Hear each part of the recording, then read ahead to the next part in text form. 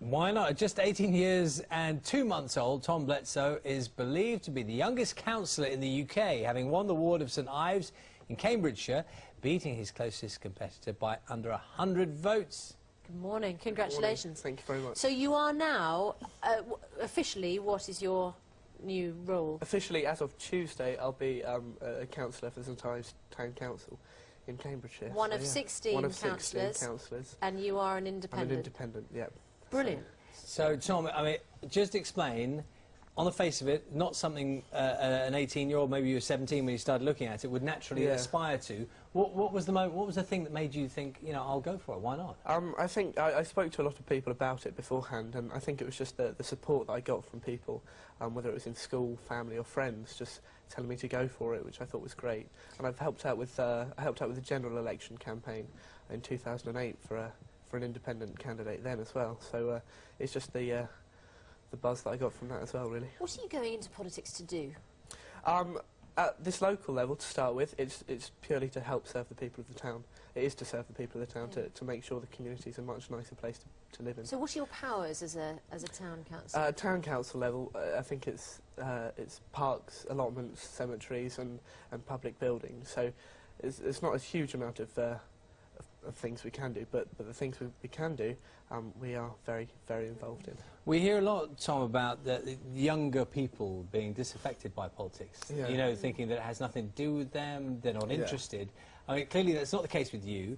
But what's the difference? I mean, how is it that you come to have this kind of interest when we're told that so many others don't? Yeah, well, in year 11, when I took my A-level options, I had no interest at all in politics. I didn't even take it as an A-level, which I regret. But I think as you go on and as you learn more about the country and things that are happening, you do get more interested in your role that you can play. And especially at my sixth form college, we have debates fairly frequently, political debates. We invited in the candidates in the general election for our area, and our sixth form, I'd say, are quite active politically in that sense. So have you got ambitions to go further from here? I think this is the start of something possibly a lot bigger.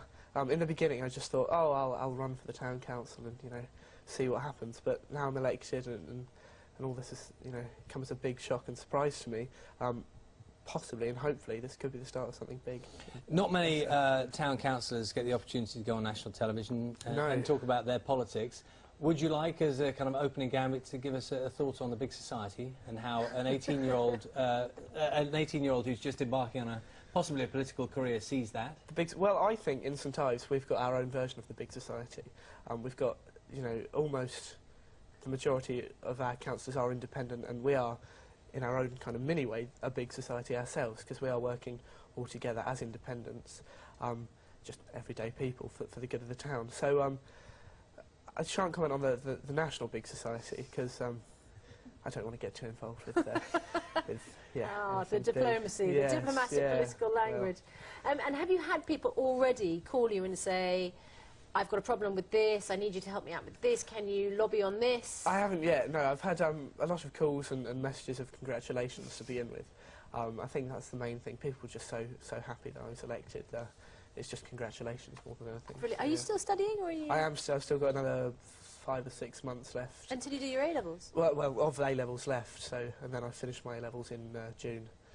I get my results in August. So. It's going to be a busy time for you. Well, it's lovely to meet you. Lovely to meet you too. Thank you very much. Thank you very much. Does it make it into the Guinness Book of Records? Possibly. My best friend, Luke Williams, he's looking out for that. He's emailed them, and they're going to get back to him. So, brilliant. Possibly. Tom, thanks so much. Thank you very much. Let's see now. Time 6:49.